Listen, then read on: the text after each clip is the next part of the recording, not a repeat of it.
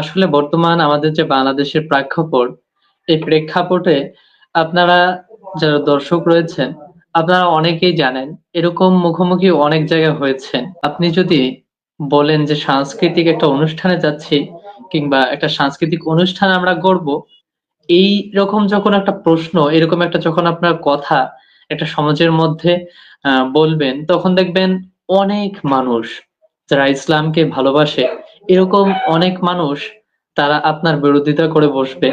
এর কারণ কি জানেন? এর কারণ হচ্ছে আমাদের যে একটা মেজাজ, মনন, এই মাইন্ডটা সেট আপ করে গিয়েছে কিন্তু ইংরেজরা 1947-এর আগে খুব সুন্দরভাবে আমাদের মাইন্ডটাকে সেট আপ করে গিয়েছে।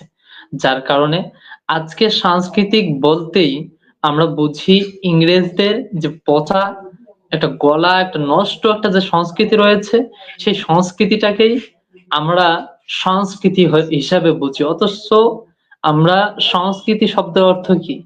সুন্দর কিংবা পরিপাটি, এরকম অর্থ। তো এই জায়গা থেকে আমরা যে ইংরেজদের সংস্কৃতিগুলা দেখি, এগুলার মধ্যে কিন্তু সাংস্কৃতিক শব্দটা লাগানোটাই যায় না।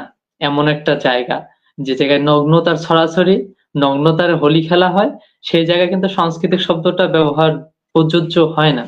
সেই জায়গাটাও আজকে তারা দখল ধরে নিয়ে আছে। আমরা মুসলিমরা সাংস্কৃতিক শব্দটা ইউজ করতে পারি না।